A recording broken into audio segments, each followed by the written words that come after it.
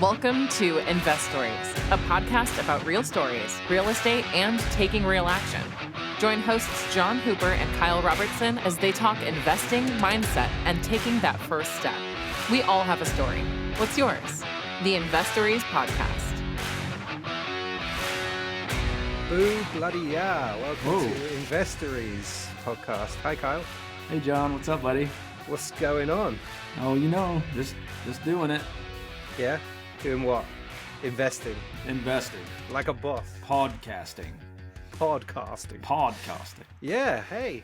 First of all, I want to say thank you to every single person listening right now and all the ones that aren't listening right now but have listened before. We had a massive spike in our numbers and people really love the new format, and thank you.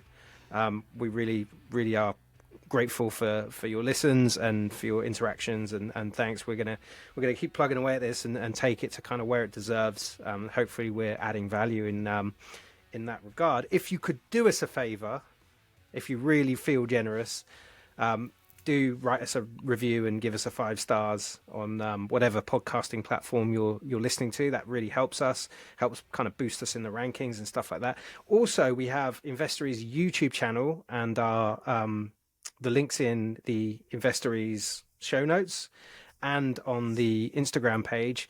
If you could go in there, give us a watch, give us a nice 5-star review, or whatever. Like, subscribe. Is that what people say, Kyle? I think so. Yeah. There we go. That like and subscribe. That would be awesome too. And if not, no worries. We appreciate you anyway. Kyle, what have you been up to this week? Not much, man. It's been low key. Yeah. I've been just plugging away, going to the gym. We've got wife and I are trying to get our house built, so we should get engineering plans back this week, and working on the shop. Just a whole bunch of that, that fun stuff. Yeah. Oh, that's cool. Yeah. How about you? Did you go to Disneyland again? No, I didn't this week, actually. Oh, man. No, I didn't. Actually, did I? No, maybe I did. I can't remember. It just blurs into one. My knee is nearly better, which is good. That's good, man. Yeah, I was able to run 3.5 miles, so that was good. That's a long ways. Keel over. It's okay. It's not terrible. It sounds terrible. It's a ways off 13 miles, though. You're a half marathon runner? Like, what do you do that on a weekly basis? What's your schedule? I've got an event in March. End of March. So Excellent. I need to get running, basically. Is it a half or is it a full, or what are you running? It's a half, yeah. I'm not doing another full. It's way too much effort. Yeah, man, those things are rough. I watched my wife do that, and I was happy to cheer her on from the sidelines. That's as close as I was getting to that. It's the best pint of Guinness I've ever had after a full marathon. Yeah. We have this one called the Viking Run out here where when you finish, they actually give you however much beer will fit in a Viking helmet. It's a plastic Viking helmet, but however much beer will fit in it, and you get to just slam that after you're done with your run. I thought you were going to say they put you on a boat, set fire to it, and push you out into the sea. No, okay, that's something different. That's very different, yeah. So today we have TJ on, TJ Nguyen. Said his name right. You did? TJ is awesome, and he's gone on a real journey from being a teacher to being a full-time real estate investor. And there's tons of creativity in that journey around arbitrage and tiny homes and short-term and mid-term. So all our tick boxes. So if you're playing Investories podcast bingo, you're going to be in for a treat on this one. And there's a weird phrase, and I can't remember what that phrase came up. But wasn't it penis paraphernalia? Yeah, we got the word penis on the show for the very first time. But he's such a great guy, and he's so willing to chat about, I guess, the mindset around why he's doing what he did. He's a recent recovering former W-2 employee, just like myself as of a little over a year ago. So he talks a bit about that and what it's like to jump into the world of being self-employed and the struggles that they've gone through there. So it's got some great content, and his game being short-term rental and mid-term rentals. He talked a lot about the platform and how to attract guests. There's just a lot of really great value in this for anybody that wants to be in that space. Awesome. And here's TJ.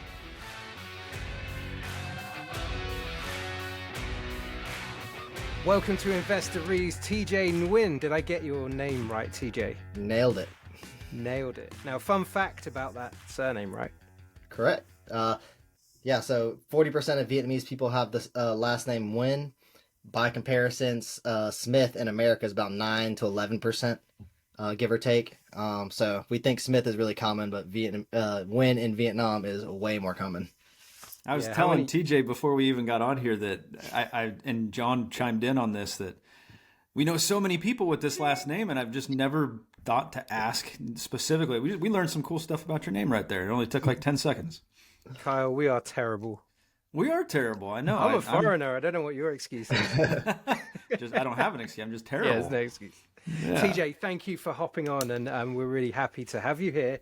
And we really want to explore your career of kind of, well, two careers, right? Teaching and now real estate investing. So I think as of today, you're officially a professional real estate investor full time, right? Correct. I quit or instead of quit, I like to say I retired from the classroom before Thanksgiving. I made sure my school had a teacher to replace me. I didn't leave them out high and dry, but I was ready to focus my energy elsewhere. I had been investing part-time while I was still teaching since 2019, 2020 with short-term rentals, and I needed to quit my job to be able to take the leap of faith and give myself a chance to be super successful. So I've read Rich Dad, Poor Dad with the teacher and the business owner comparison. Is this kind of the hybrid of the two? And how did your kind of mindset get to that point where you're kind of teaching but looking for that investing piece as well? What was the flow of that? So it was actually Rich Dad, Poor Dad. My sister gave me that book or told me to read it in 2016, right before I got my first adult job. And then I read it, my whole mindset shifted, and I was looking for properties. And I have always been a really intelligent person, but I've always been terrible with money. And so reading that book made me realize it wasn't my logistical skills or my math ability. It was just I didn't have the right mindset towards money and assets. And so I guess we hear a lot of people that talk about Rich Dad, Poor Dad on here, and mine and John's stories are quite similar. But why real estate? Because Rich Dad, Poor Dad's not a real estate book. That's a business book, right? Mm-hmm. So what was the draw towards real estate in the first place? What did you see with that? Personally, I really like to travel. I've been to 5 continents. I did my student teaching in Australia. I went to Ecuador to visit another friend of mine who went to teaching while she was there for a little while. But I always saw real estate as a passive way to be able to travel and do what I enjoy doing. And then the more I've gotten into real estate, the more I've realized the ability to help other people with real estate and to get the same fulfillment I've been getting out of education in the real estate world. I like that word passive. However, since you've been in real estate, has it confirmed that real estate is passive for your lifestyle, or have you maybe learned something a little bit different since now you're there full time? It definitely is not passive, right? Especially short-term rentals. My wife has been really incredible in supporting us there. She's been hosting and being our property manager full time since we started. And she holds the whole household together, and we have 4 kids. So I don't know how she does that. And her support is the whole reason I was able to quit my job in the first place. But now, since we got started in short-term rentals, we're a little spoiled on short-term rental revenue. So we want to keep that aspect, but we want to get our time back and be able to help people more. So at the end of the day, short-term rentals aren't really contributing that much to your community. Makes a lot of sense. Yeah. So one of the interesting things when we talked about was that community focus, and I feel like sometimes I feel a bit guilty owning a short-term rental and just kind of not contributing to the community other than revenue or other than kind of footprints into shops and restaurants and stuff. What does that look like in terms of? I think you had a project with the school and those kind of things. What was that kind of approach, or what did that look like going into those projects? Is it just for fulfillment, or? Well, we try to. Personally, I approach everything as an engineering problem and what your design constraints are. So I set my design constraint as this is how much money I want to make. This is how much this is how much impact I want to make. Getting into real estate, short-term rentals was really cash flow heavy, and it was just easy barrier of entry. So we got into it. We realized how hands-on it actually is. It's not hands-off at all, like Kyle was saying. I'm sorry. Where were we? What was the question? Well, it's really pivoting from that, yeah, I feel those pains. I think we're at the right distance where it's not too much hands-on. Mm-hmm. It's kind of a phone call rather than anything too crazy. But what I like is that community aspect, that Oh, okay. mindset Sorry. of right. Yeah, no, you're all good. I remember where I was going. So we do approach our short term rentals and our midterm rentals from a service aspect. Like we think about families when they're traveling or professionals who are our targets, and we think of the amenities people don't usually think of for families, and we really provide our value with that service mentality. And then, like you were saying, we feel a little bit bad having the short term rentals and keeping people out of affordable housing. So the tiny home was one option to be able to avoid that. So I don't feel bad about having a tiny home and not keeping a family out of there. And then just it just moved on to we want to do more and make people feel like they belong. So that kind of is how we got to the tiny home development village. So we got to 15 by buying my first single home property, single family home property, and then we bought another one on the same street, and then we ran out of capital, and then so we started to arbitrage, which the cash flow is still good, but we're not getting any equity, we're not getting any depreciation, we're not getting any appreciation, but we've developed some really good relationships. So we work with 4 landlords. Every landlord has given us an additional unit since we've originally arbitraged with them. At least one. One of them gave us 5 additional units. Another one gave us 3 additional units.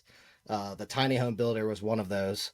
He built his tiny homes, and he was short-term renting them, but hated that part. He just wanted to focus on building tiny homes. And so that's where we were able to step in and help expand that footprint. And then through that relationship, we decided we like working with each other, and we really wanted to create this development of tiny homes that's built to rent for active living seniors, and really just thinking about our own parents and what they're going to do with their time. And maybe you can give everybody who's listening just a quick rundown on what arbitrage is, because this is a really interesting way of doing business. Like you said, it doesn't do a lot for building your wealth, but it can make a hell of a difference in your cash flow. So tell us what that means. Cool. So traditionally, you buy houses 3.5% down if you're living in it, or 10% down if it's a second home, or 20% down if it's an investment. We did that twice, and we ran out of money. And so to get another unit, we then started approaching people with homes for lease in parts of town that we thought would be good rentals. And that was part of our overall journey, because we were still feeling imposter syndrome, like we weren't real estate investors yet. So it was weird telling people we were real estate investors. But as literally the first person we told we were in real estate and this is what we did, they were like, "Oh, I have units for sale. I have units to rent." And this was just like a random meeting at a taco place. He was like, "What do you guys do?" "We do real estate." "Oh, I have 50 doors." "Oh, do you have any for lease?" He said, "Yeah, well, we turn them into short-term rentals. Can we be your long-term tenant, and we'll make money on the difference?" And he was like, "I love that." And then we sold him on some of the benefits that of working with us, but mainly he just really liked my wife. She's really nice and bubbly and really disarming. She's also a former teacher. And so just to kind of, I guess, wrap things up for the listeners, just in case somebody hasn't heard of arbitrage before, and please correct me if I'm wrong, because I don't do this business model, but you find somebody who has a place for lease, you sign a lease with them, and then it's kind of like a sublet, right? You're essentially, you're furnishing this place, you're taking on all of the utilities, putting them in your name or your business's name, and then you start, that space is yours by contract on lease, and then you find people looking for short-term or mid-term rentals at a much higher price than what your lease is, and you get to keep the difference, correct? Correct. So we're affected by seasonality, and that's one way we partner with landlords, and that's arbitrage. But there's some other creative partnerships you can work on. So another one is co-hosting, where they help furnish it as part of the cost, and the expenses are taken out, and then we take a percentage off the top. So the way I view arbitrage is we're the long-term tenant. It's a regular long-term 1-year contract or a multiple-year contract, and we just strike out all the language that doesn't allow subletting, and then we put in some specific clauses about our ability to sublet. Gotcha. And just out of sheer curiosity, this is kind of a generic question, but Why short-term rentals? Why was that your goal all the way from the beginning? And what was the purpose of that versus, say, long-term rentals? Was it just your business plan that sent you into the short-term space? It was my business plan, really. I've always been a tech guy, and when I bought my house, I was familiar with Airbnb, and I was kind of like on the Airbnb train when it first came in. And it was not the Airbnb it's evolved into now, where it's way more professional and way less couches in somebody's living room. But I just like the idea of doing ourselves and democratizing who gets to run short-term rentals. Um, Not even thinking about the long-term and things of investing. I was like, oh, this would be cool. That I didn't think very much further than that when I first started. But uh, backing into it, we then realized, oh man, this is really good cash flow. And then we were enjoying that a while, really sinking our teeth into the business and figuring out how things work. And then we've got to the point where we're good at that, and we're now realizing, man, it's taking a lot of our time to do this, and we're scaling, and it's difficult to scale. And so we're just busy cutting costs by creating systems and buying our time back in other ways by through automation or hiring things out. So in terms of learning that piece, learning short-term rental, that first step, what did that look like? Did you take courses or just read or jump feet first in? I was a jump feet first in kind of person, and that did not turn out well. Uh, I did it on my so the timeline of this coincides with before I was married to my wife, and so we were just dating at the time, and she was very hands off about me listing my Airbnb, even though she saw lots of things with the wrong with the way I was listing it or the condition my property is when I listed it. And I listed it and had first a guest come, and I thought it was clean by my standards, but this guest did not believe it was clean. She was like, "I can't believe this is what your place looks like." I was like, "I'm sorry, I'm a new host. What can I do to make it better? We'll refund your money. Can you give us like feedback?" And then she gave us like 2 pages worth of things that were wrong with the Airbnb, and I was like, "Oh, maybe this is a little harder than I thought." And then that's where my wife, when we were dating, she's like, "May I suggest a few things?" And she was like, "Your walls are blank. You don't have any of this. You don't have any of that." All these things I just completely overlooked, just because I was focused on this was cool. This is an Airbnb.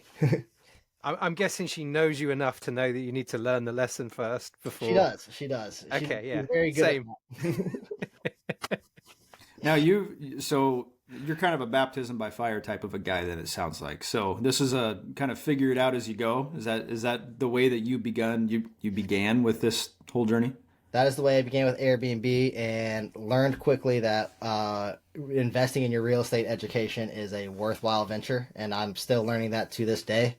So we started following people on YouTube. Guy we really like is it used to be Airbnb automated, but his name's Sean Radkovich, I believe. And he talks all about, he's an arbitrage guru, and he's got a multi-million-dollar business out of Houston, and he coaches people through it and gives a lot of great free content out there. But that following him really set off our occupancy rates and the daily rate we were getting, and just the overall professionalism of our business. Gotcha. And what kind of, I guess, this is not a space I'm in. I know you and John both are in this space, but this is just genuine curiosity because I'm a long-term rental guy. So I follow a lot of these different Facebook groups and Instagram, gurus that do this type of stuff. And it's interesting, especially when you get into the groups, they start talking about everything that goes wrong.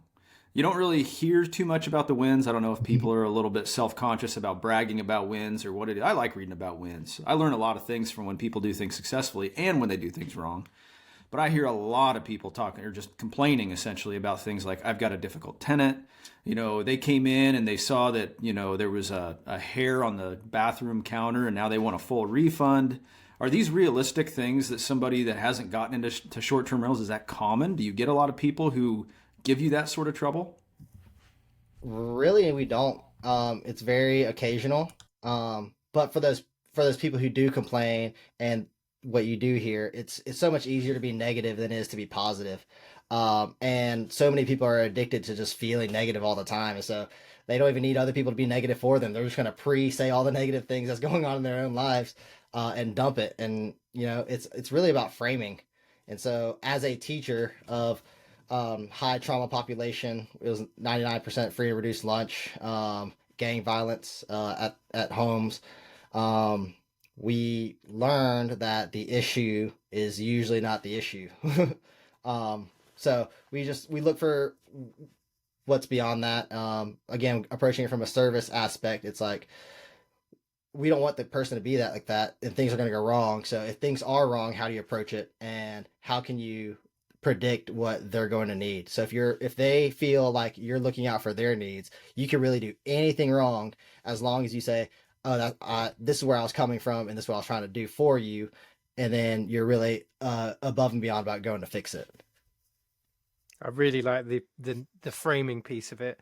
One thing I found with our Airbnb is, this is totally by accident. We're in a ski town, and people there are traditionally there to do stuff. They don't really hang around our place. It's a condo also, so it's not particularly like bring your family and hang out. And that's been really good because we've had less kind of what I'd say foot traffic through. The other thing is like positioning your place for a better quality of guest, right? So people that go to stay at your place are going to be happy with what they get because it's as described, but also they're not going to tear it apart or knock things over or that kind of stuff. So that's been super interesting to kind of learn that. And I guess is there any, I think to Kyle's point, is there any kind of real horror stories, or has it been any sleepless nights or? So we've had so many more instances of our guests breaking things and then feeling so bad about it and like going above and beyond to replace them than we have had the other way. So like, I could think of like one instance where we had a party and it was a bachelorette party and it wasn't even bad. It's just like on the doorbell camera, you could hear the music and our neighbors didn't say anything or whatever. And then there were like bachelorette party penis having, paraphernalia all over the place, but that was it. Hey, we got a new word, John. We had penis on the show for the very first time. Yeah, penis paraphernalia. We haven't had that one yet. Yeah, but that's really the only horror story. We get people with difficult attitudes or difficult expectations. I can say this because I'm an Asian male, but Asian females are really hard on Airbnbs almost universally. It doesn't matter how nice your Airbnb is. It's gonna get a 4-star or less if it's an Asian female doing the judging. But we laugh about all these ratings that are like great location, very clean, such good value, and then they'll give a 4 overall. People just don't understand the rating system. Yeah, that's one of the things we had to figure out, which is a 5-star. It is actually everything was as I thought it would be. They need a 6-star, which is this place is amazing. That's a good idea, really. Almost like a bonus star. Okay, you know? So if you slip to like a 4-star average, which you'd think would be pretty high, or 4.5, you get down listed. Yeah, it's like 4.3. You can be at risk of being delisted. Wow, that's why even have the other stars? Why not just a 1-star or a nothing, right? Yeah, exactly. 1 or 5. Yeah, exactly. Yeah, that's bizarre. Yeah. And then everyone would put 1. So that's really interesting. In terms of that kind of movement from the short-term rental stuff and then the investing in tiny homes, I'd love to get your take on then how you finance those things. So we've gone through arbitrage and set that up, and it's going really well. Moving on to the tiny homes, was that an arbitrage deal as well, or was there seller financing? They were both arbitrage deals, and they've turned into partnerships with the tiny home builder. So we're still under a rental contract, but right now he's like, if it's not working, it's not working. We'll change it. I can move it. He's just so happy the way we've redecorated. So we already had it running as an Airbnb. We went after him and added all these things that he didn't think about, which is part of it. Sometimes you don't realize what people need until 100 people have asked for the same thing. And then his business was not hospitality, which is what Airbnb is. If you're not a hospitable person, don't feel like you're going to be successful in a hospitality business. And that's where these people who are complaining all the time, I bet these people who are complaining all the time complain about everything in all aspects of their life, in addition to the Airbnb guests that they're complaining about. So I'm really fascinated by the tiny home especially the community aspect. I think, yeah, we invest in Big Bear, and I think a Big Bear tiny home community would be really cool, and especially for short-term rentals. What makes a good tiny home? What's a good listing for a tiny home? What makes a good short-term rental? For tiny home, it needs to be cozy, and um, it's a fine balance between feeling claustrophobic and then having space to do things. And so part of that is just putting just the right amount of stuff in it, and then part of it is like what do you have for dual usage, and then who you market to. So ours aren't super fancy. They're not in a super fancy area, so our daily rate is lower, but just the novelty alone, we get a ton of people coming through. And then as far as community goes, our idea for the tiny home community development really came from my mother-in-law who has an RV lot at the lake, and she bought it for $100,000, and it's got a clubhouse and a pool, and everybody there is kind of in her age demographic and not and retired and not working, and they kind of created their own community there. And so she skipped Thanksgiving with us, like her actual family, to be with these people, and we're like, huh, that's weird, let's think about that. And it's because she feels like she belongs there. Those are her family day to day, and she wanted to celebrate a holiday with them. And we're happy. We missed her, but we're happy that she feels like she belongs. And um, loneliness in general is the most deadly thing that people face. Like it's the numbers for loneliness. It causes more deaths than alcoholism, like suicide, heart attack, car crashes, whatever. Loneliness is a direct killer of people. And so, as former teachers, we see our kids, at school, but we think about them at home. We think about them when they're growing up. We think about what they're going to do as adults. We think about what they're going to do when they're retired. And people need community no matter what age of life you're in. And so many people, deprive themselves of that. And so maybe I missed just a little bit of the community piece of this and what your business plan is. It sounds like you've got a tiny home community that you are arbitraging and essentially partnering with somebody now, right?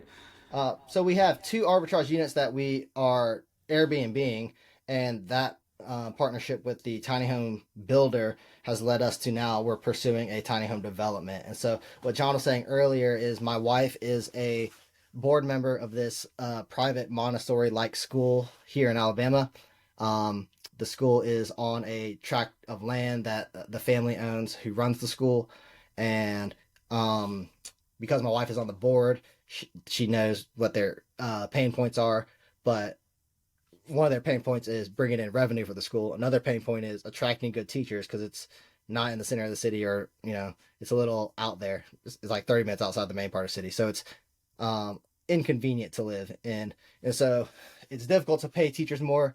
And so we're looking for ways to increase amenities desirability of the school for teachers. So we thought about tiny homes on campus, residentially for the teachers, and then having some of those be Airbnbs for guests to generate income for the school, and then having some of those be for seniors who are living, because this is our test bed. We do then want to go build a whole development of just build to rent, active living tiny homes. I love that business plan. I think that's a wonderful idea, and we talk about creative stuff all the time. That's very creative, especially you guys not being the owners of the lot, but seeing the potential for what that lot could provide for the owners, provide especially the school, which is a huge why. And you guys with your backgrounds as teachers, I love that idea. I think that's great. And in this community on school grounds, are you going to be able to do other types of amenities, or just going to be exclusively just Airbnb short-term rentals? I think we're going to start with just the tiny homes and not any amenities. But when we go out to build our whole community, which we've actually got a lot of feedback from and a lot of interest from capital partners all over the country. As soon as I tell them this idea, they're like, we would love to do that here. But ideally, we would like a clubhouse where they could congregate and do things together. Because of their tiny home, they can't congregate at each other's house, but create a central place for them to meet. A third place, raised gardens to provide for people something to do, pickleball courts, a pool, And maybe 2 or 3 tiny homes that are in the development for senior living for visiting family. So people can come visit their grandparents and then have a place to stay for themselves. I like it. I kind of want to live there. It sounds good. And we're really big about mixed generation communities. Being Asian, that's a common thing with us. And then Americans are like, after a certain age, I'm never going to see my parents again, or I see my parents twice a year, or I see my parents once a year, and then the rest of the time you're in a home. And so I'd love to see that change, because I'm close with my parents, and yet my dad lives 45 minutes away, and my mom lives halfway across the country, and it's like, and you're absolutely right. I wish that family unit would continue to stay closer, but it's almost like when the information age began, all of a sudden everybody wants to go everywhere, and I'm a traveler. I like to travel too, but it's like, I want my home base to have everything that makes me feel comfortable and happy right next to me. But I don't get that because everybody's gone. And I think a lot of us face the exact same thing. So creating a community like that, I think that's a great idea. we have another community play we're working on that's completely different than that, if you're interested in it. We mentor this 27-year-old HVAC technician. He's the best service guy on their team. He had not bought a house before he met us, and we met him just because he was at our house servicing our home. But he really liked our vibe. That was what he said. And he was talking about real estate investing. He was really interested in it, but his finances were not in order. His taxes were a mess, and he didn't know how to get started. So that day he met my wife. He sent him his social security number and all his tax information, which I do not recommend as a general rule. But my wife did his taxes for him, his back taxes, and got him caught up. We were able to help them qualify for a FHA home in their hometown, which is like 65 minutes from Birmingham, the main city, and that's where he works. So we were able to put him in his first house. This 27-year-old adopted his 17-year-old sister, so he takes care of his whole family. He's been working since he was 15 as an industrial electrician, which I didn't know you could be an industrial electrician at 15, but apparently there's no age limit on some of these apprenticeships. Anyways, I found this 11.7 duplex in Birmingham, 10 minutes from his work, for $375,000. And I told him, this is the house you need to move into. Put in an offer right now. And he's like, well, we have like $15,000 saved up. Do you think that'll be enough? And I like, quick math, like 3.5% down on 350 or whatever. And it was like almost exactly $50,000. And I was like, there's your sign that this is what you need to do. So he moved his whole family up. He bought it. They're living in, so I said it was 11 bedroom duplex. One side is a 7.4 and the other side is a 4.3. So they're living in the 4.3 side. The 7 bedroom side, we're going to rent by the room in a co-living model. All expenses included. It's going to be somewhere between $800 and $1,000 a month. And we're going to market or aim to fill it with blue collar people. I've been calling it a blue collar boarding house or a trade house. But electricians, construction guys, plumbers, HVAC guys, roofers, whoever, people who work with their hands. That's who we want in our building. And then when they're there, our goal is to get them out of there. So they're there saving money for a down payment. When they're there, we make sure that they have a bank account set up to keep their cash in. So many blue collar people just keep their cash under the mattress, and it's not seasoned. And then when they're ready to buy a house, they're like, "Where did this cash come from?" And I've been working. It's been under my mattress. And so then you have to write a special note to the underwriter about this is where he keeps his money. But we're just going to help them with some stuff like that. We're going to report to credit agencies and develop credit for these people who are raised as cash is king. You don't need credit. But then they go buy a house and they don't exist according to any financial system. Then it's difficult for them. And we just want to attract people with a mindset of growth and who want something better. And then we want to provide so much value while they're in our house that when they leave and take down their own deal or take down their own house, they find somebody else who's like, hey, you would benefit from being here. And then they take their place in the house. And then, eventually we'll have a whole network of people who are grateful to this house and the system. And then we can take down, any house that needs work because we'll have all the systems within our network. That's awesome. I love that. And I moved here with zero credit not much cash, to be honest, and went through that process. So I really like that. I think that's such a good mission to kind of drive forward with. In terms of the projects we've talked through, a lot of them are quite unique in their kind of makeup. What does the financing look like for these projects? Is it kind of relying on capital partners? Is it traditional, non-traditional? So out of the ones we own, two were traditional FHA loans, primary residence. One was a secondary home that we purchased with my wife's ex-husband. So we have a really solid working relationship altogether. He bought a second home in Auburn, which is the second one we had on the street. So he did 10% down there. And then we bought the other Airbnb we own with hard money. We bought it and then refinanced it after we put an HVAC in. And then this deal I just got under contract for $110,000 under asking. It was ARV is $375. She sold it to me for $270. And then I had a guy I went to high school with and middle school with, and we played basketball together in middle school. He has over 50 doors. He's a bit of a successful investor, and he's actually going to be my hard money lender there. He's a fix and flipper, so he walked through the property with me, made sure there was enough meat on the bone, in case, not even in case he made money, just really in case something went wrong. But he'll be out of that deal in less than 6 months. He'll have made a 30% cash on cash return for lending us this money, and then he'll be leaving us with the asset with $60K in equity in it. Excellent. That sounds like a win for everybody.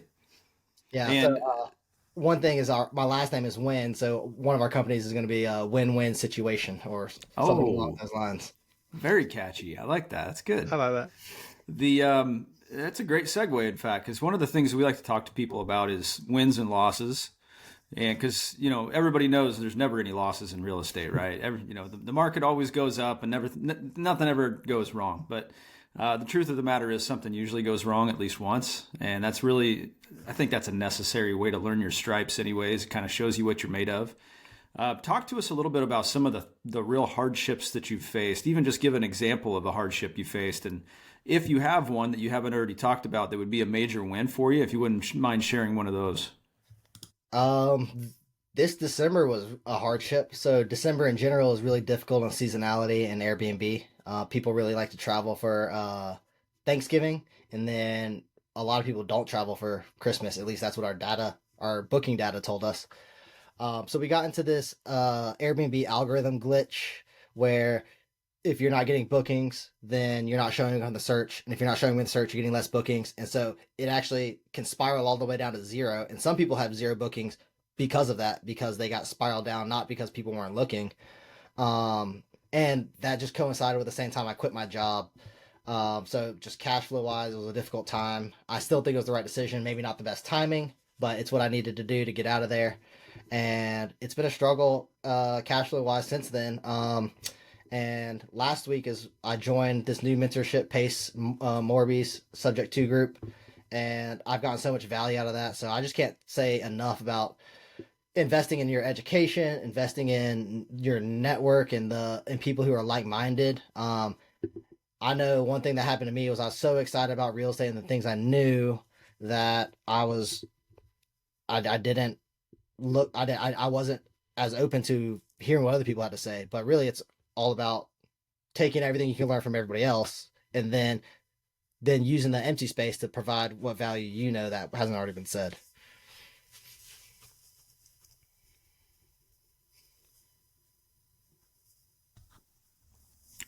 Sorry about that. Couldn't get the mute button off. John can edit that out. He loves editing. So. Yeah, my mute button wouldn't come off. I'm glad it wasn't just